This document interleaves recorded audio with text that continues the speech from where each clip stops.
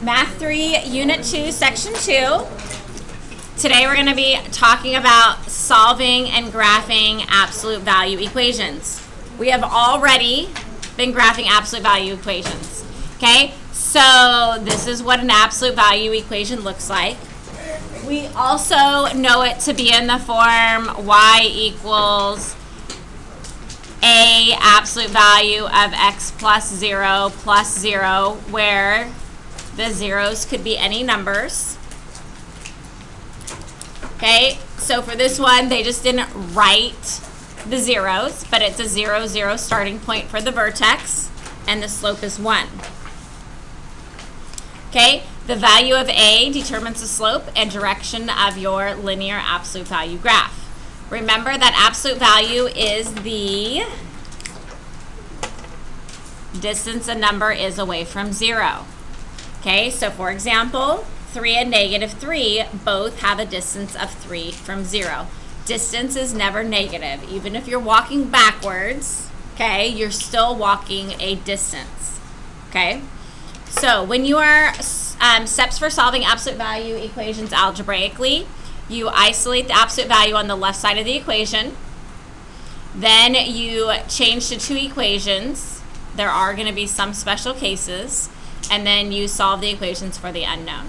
So we'll kind of walk through that. We are going to start here to graph. So the first thing they want us to do is graph f of x equals the absolute value of x minus 4. So if I am graphing this equation right here to start with, what is the vertex? Good. So for f of x, my vertex is at 4, 0. And then because it's absolute value, we can use the slope. And for this problem, what would be my slope? Very good. The slope would be 1, or 1 over 1. So if there's nothing in front of the absolute value, we know that there's actually a 1 there. Okay? So let's go ahead and plot this. So we're going to go right 4 and up 0. So that's my vertex. We can mark that with a V to remind us it's our vertex. Since my slope is positive, my absolute value graph is going to end up going which direction? Up. Good. So we're going to go up 1, right 1, and then we also go across that line of symmetry. And I'm going to do a few extra points just to make sure this is accurate. And then you could use your index cards or your ID to try to draw straight lines. The reason why you want to make sure you're drawing straight lines here is that you're trying to find points of intersection. And whenever you're finding points of intersection, you want to make sure your graphs or lines are perfect. If you need an extra index card, I have some up here in this drawer. So feel free to come and grab one right here if you want one. All right, so, and it's also a good idea to always label your graph. So this graph here is f of x. Any questions up to this point? All right, so now we have g of x. G of x equals 3. What does that mean in terms of an equation or a line or a graph or whatever? Good. That really means y equals 3. And if I were, or we're going to graph that line, where do I go? Yeah, we just go up on the y-axis to the value of 3, and it is just a straight line. And again, we should label that as g of x. So the question here says f of x equals g of x at x equals what values? So they equal each other where they intersect. So do you see here that there is an intersection of the two lines there, and there's an intersection of the two lines right there? What are those x values at those points? So this x value is at 1. And this x value here is at 7. Okay, So now we're going to solve this same equation algebraically. So notice here it says f of x equals g of x. So we're just going to take our f of x and set it equal to g of x. We have absolute value of x minus 4 equals 3. With absolute values, you always have to get the absolute value by itself first. In this case, do you see how the absolute value is by itself? There's nothing else on this side of the equation. If there was anything being added or multiplied, we subtract, divide, do whatever we need to do. Once this is by itself, you're going to write two equations. The reason why you're writing two equations is that inside the absolute value, you could have a positive number and the answer would come out as a positive. Or inside, I could also have a negative 3, and when it comes out, it would become a positive 3. But remember how you always simplify everything inside first? And so that's why we have to set this equal to 3 and also this equal to negative 3. Because inside it could equal negative 3, but then when it comes out, it becomes that positive. So I like to kind of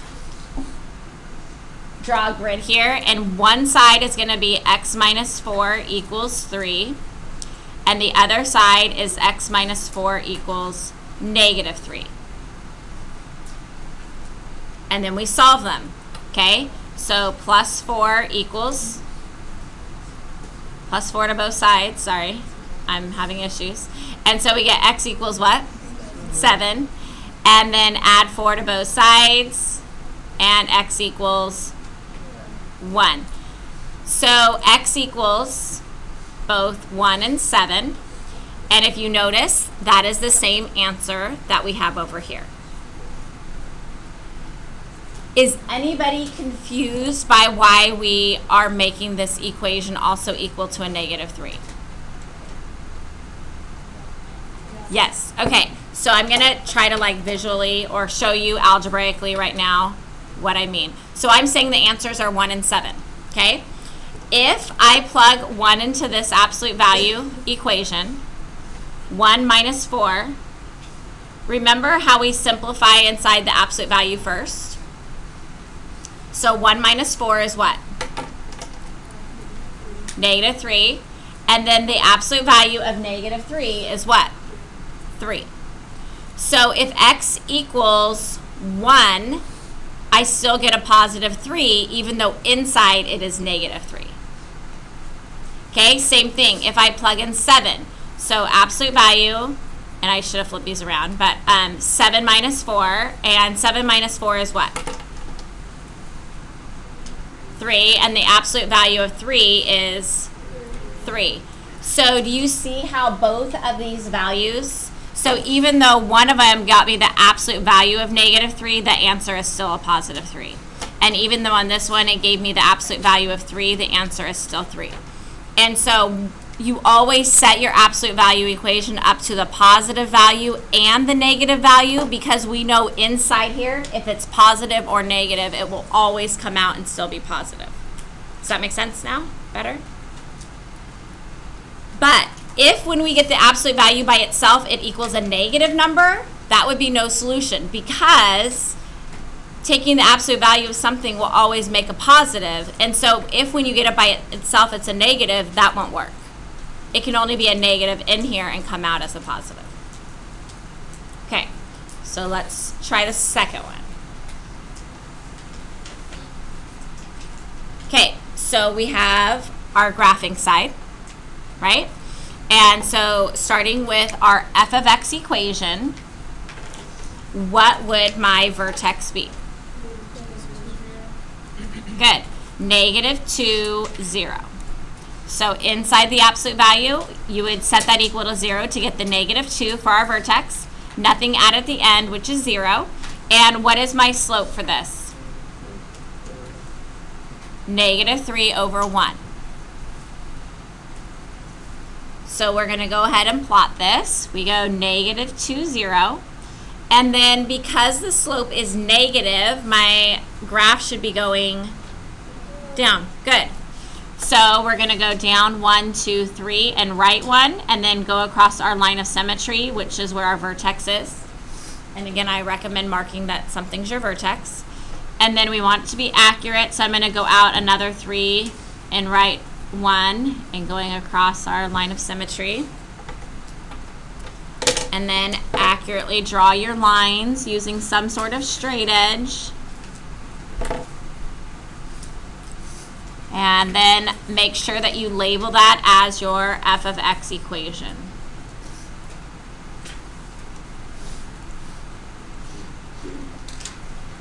Next, we're going to label or graph g of x. And so for our g of x, how would I end up writing that equation?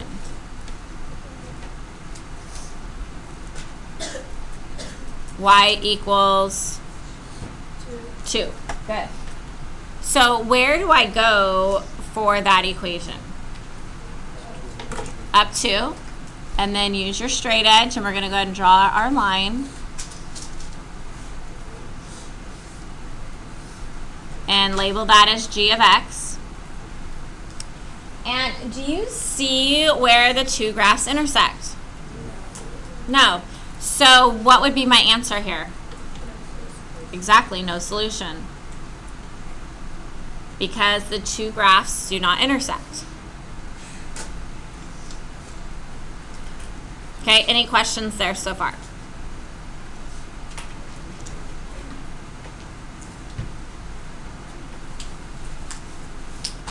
We're all okay?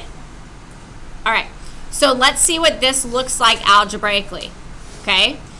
So the first thing, it says f of x equals g of x. And so my f of x equation is -3 absolute value of x plus 2 equals, and g of x equals 2. Whenever you're solving absolute value equations, you need the absolute value by itself. And so what would I do in order to get the absolute value by itself? Divide by -3 to both sides. So that eliminates.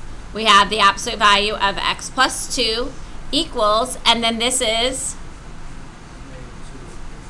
-2/3. Very good, or -2/3. Can an absolute value ever equal a negative? No. And so that's why this is no solution. And then you can see what no solution actually looks like on a graph by looking over here. They don't intersect. Okay, questions before we move on?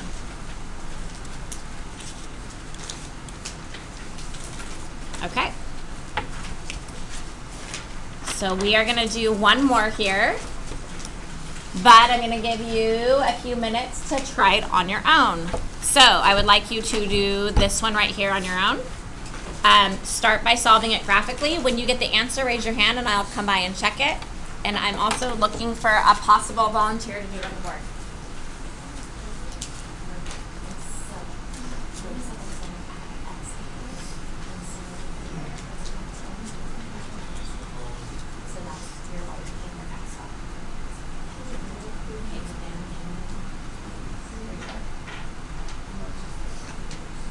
Does anybody need some help?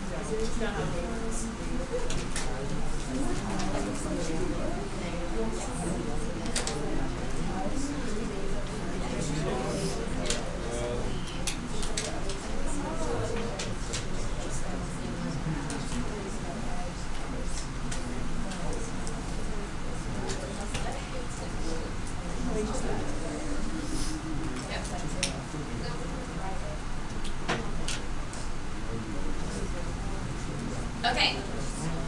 Perfect. All right, do I have a volunteer that wants to come up and do the graphs? You'll do it? Okay, come on up. Hi, Jen.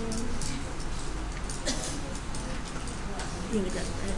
Yeah, you can use anything you want.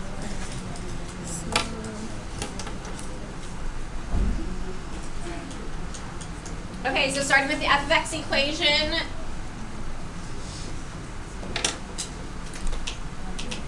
we need to find the vertex.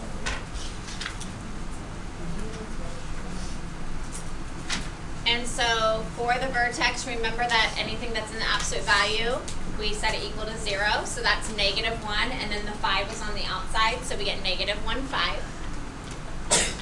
The slope for that was 1/2, right? So you plot the -1, 5, and then because it's a positive slope, we know it's going to end up going up. Oh, I did this one. I went up one You too did good. much. Kind of messed up.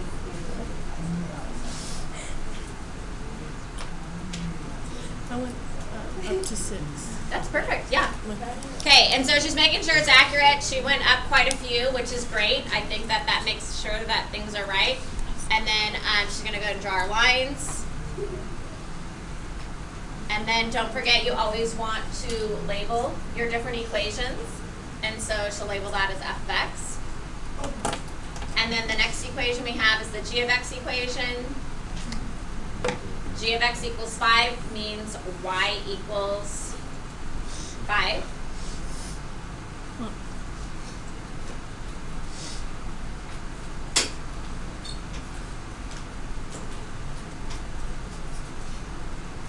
Okay, so we have a straight line there for our g of x equation.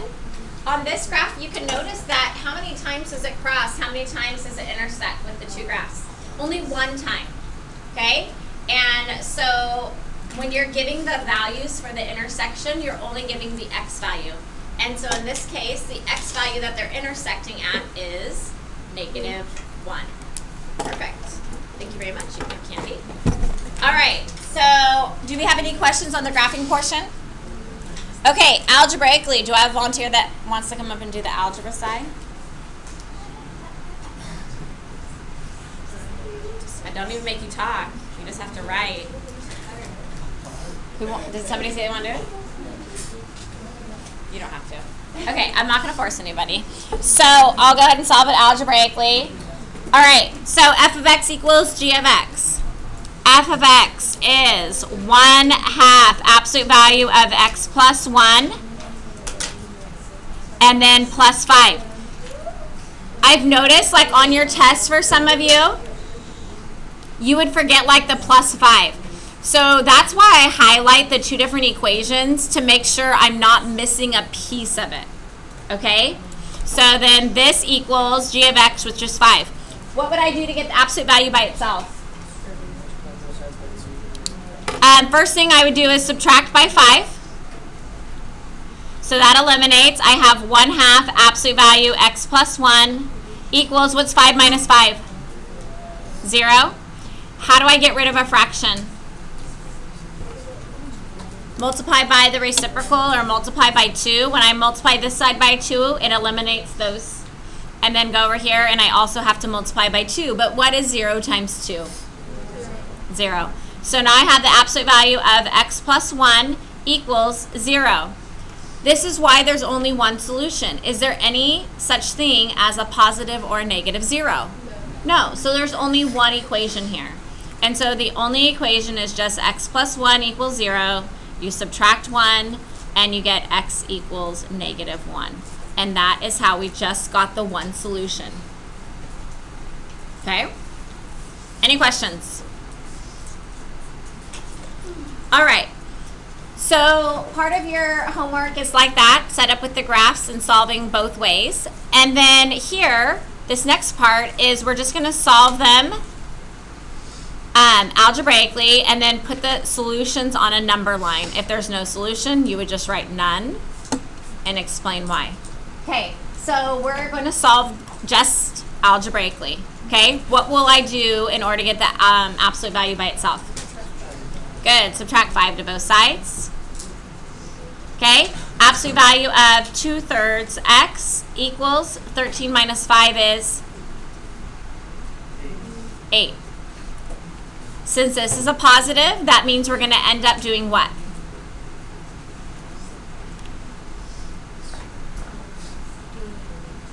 So anytime it equals a positive number, so if it's a negative, it's no solution. If it's a 0, there's only one solution. But if it's a positive, there's going to be 2 solutions. So this is where I normally will split it up. And I write 2/3 x equals 8. And then 2/3 x equals -8. Because we know inside the absolute value, it could be a -8, but when it comes out, it will still be positive. Or it will become positive, I should say. Okay, how do I get rid of 2/3? Yeah, multiply by the reciprocal is usually the easiest. So if I multiply by 3/2 to one side, I have to multiply by it to the other side. I also like to make this one a fraction, so turning 8 to 8/1. On the left side, the 2's eliminate, the 3's eliminate, and I just have x. Okay, on the right side, 2 goes into 8 how many times? 4, and so we have 4 times 3, which is 12. Is there a different way you could solve that? Yes, you could have multiplied 8 times 3 and got 24, and then 24 divided by 2 is 12. Okay, so on the right side over here, again, I'm going to multiply by the reciprocal, which is 3/2. That eliminates on the left side. I'm going to change -8 to be over 1. 2 goes into -8 and makes it a -4. And -4 times 3 is -12. If you are plotting this on a number line, -12 is on the left, +12 is on the right, and you just have a point at each of those values.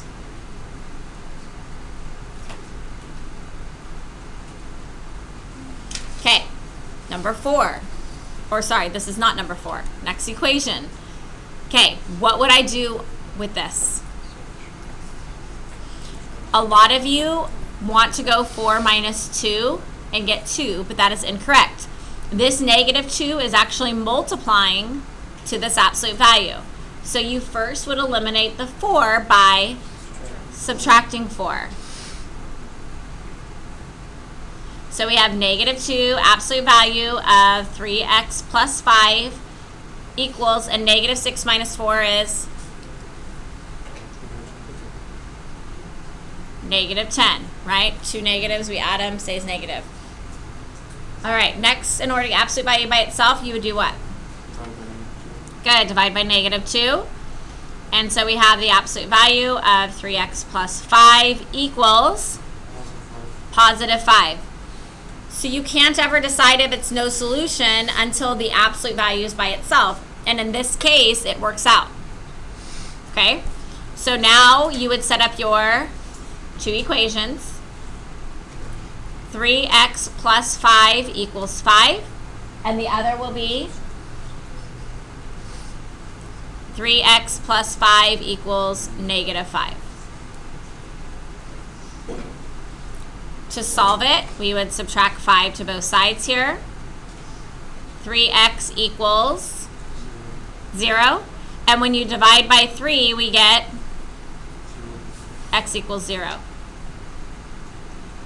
On this one, when you subtract 5 to both sides, -5 and -5 make -10. We divide by 3 to both sides, and we get -10/3. So on the left side, we would have -10/3, and on the right would be 0. Do we have any questions?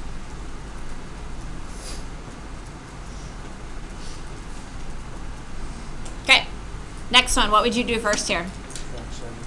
Subtract 7. So again, be careful with what's happening. Make sure you're not trying to combine stuff out here. We have negative, you'd have to keep the negative, absolute value of x plus 1 equals, and 16 minus 7 is 9, and then what happens? Divide by negative 1 to both sides because you want the absolute value completely by itself. A negative divided by a negative makes a positive. And so we have the absolute value of x plus 1 equals negative 9. Can we ever have something inside the absolute value when it comes out, it becomes a negative? No. So therefore my answer is no solution.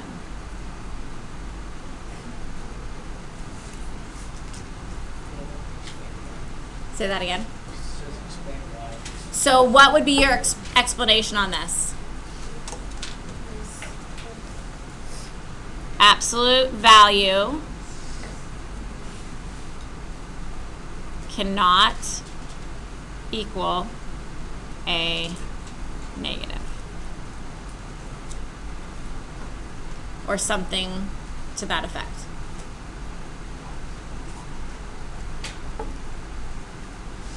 All right.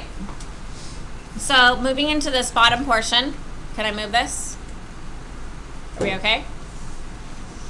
All right. So next we have composition functions. Okay, we've already been working with these. There are multiple ways of solving this, but I feel like the easiest way is to get the composition by itself first. Okay, and so with this composition function right here, and I'm just going to highlight it, what would I do in order to just get the f of g of x by itself?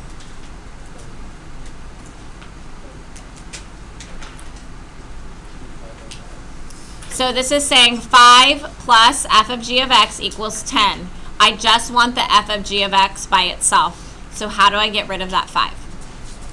Subtract 5, thank you. That eliminates. So I have f of g of x equals, and 10 minus 5 is 5. So far so good? Okay. Now that I just have this number on the right and the f of g of x portion here on the left, we are just going to substitute in. Okay?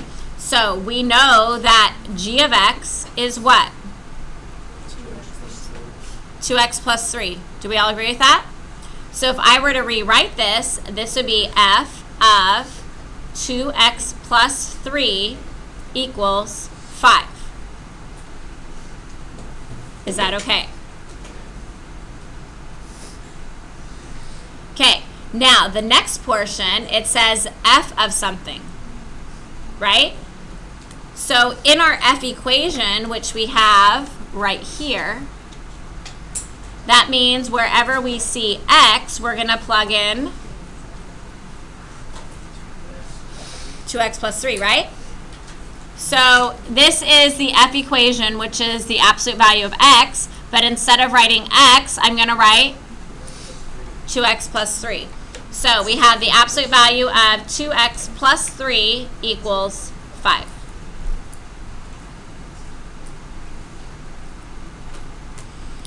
F equation is the absolute value of x, but instead of writing x in this equation, we're writing the 2x plus 3. Correct? Do we have questions? Okay, so will this work? Is this an okay equation? Okay, and so since the absolute value is already by itself, all we're going to do is set up our two equations. We have 2x plus 3 equals 5, and 2x plus 3 equals negative 5.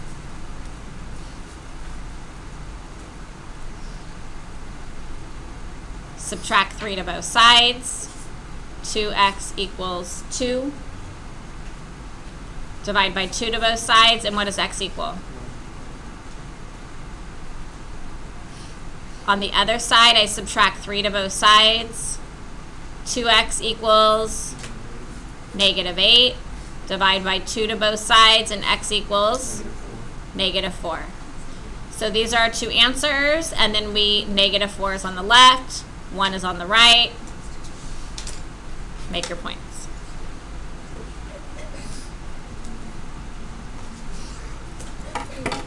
Okay, You have questions? Okay, on this one, here's our equation. Have we seen this g of f before? No. Okay, so we'll talk about that here in just a minute, but before we do, we want to get the g of f of x. So this is g of f of x by itself. So what would I do first for this equation?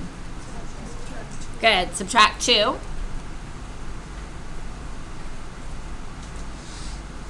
So I have 3, and then g of f of x equals 11 minus 2 is 9. Good. And then what would I do next? Divide by 3. So now I have g of f of x equals 3. Okay, so this here and this are very similar. They're just a different way of writing it. You know how on this one we started with the inside portion first? You do the same thing here. You start with the inside portion first. So for this problem, that means you do the f of x portion first. Okay? So that means we're just plugging in x into our f equation. Okay, so if we do that, we just get our 7 plus 3x, correct? And then we rewrite it just like here, how once we got the g of x, we wrote it as f with the g of x portion. So on this one, I'm going to write what? G this time, because that's the outside part, with my f of x portion. And we know that f of x equals what? Good, 7 plus 3x. Equals, and then this was 3. Okay, and then this is just like how what we did before. Now we go to our g equation, and wherever we see x, we will plug in 7 plus 3x. So here is our g equation. How will I end up writing it over here?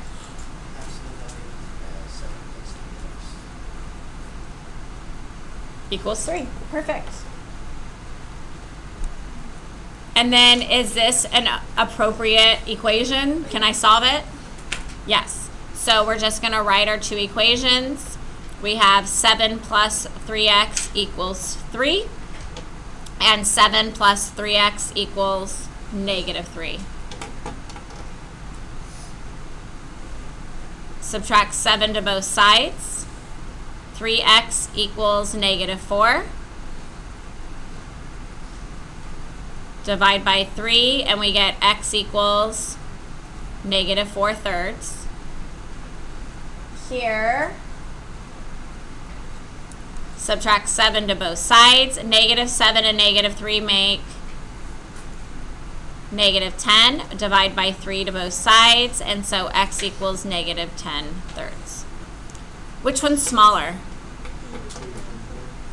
Good, so on the left side is negative 10/3, and then we have negative 4/3, and make your marks. Okay, normally I'd have you try the next one on your own, but for time's sake, we're going to go and do it together. What is the first thing I should do here? Good, yeah, we want to get our composition function by itself. And so I would divide by negative 2 to both sides. So I have f of g of x equals negative 9. Okay, for the practice, we want to go through just to see what happens. Okay, so what would I do? We do g of x first. So what is the next portion? How will I write it? F of x minus 4 equals negative 9. Are we good with that?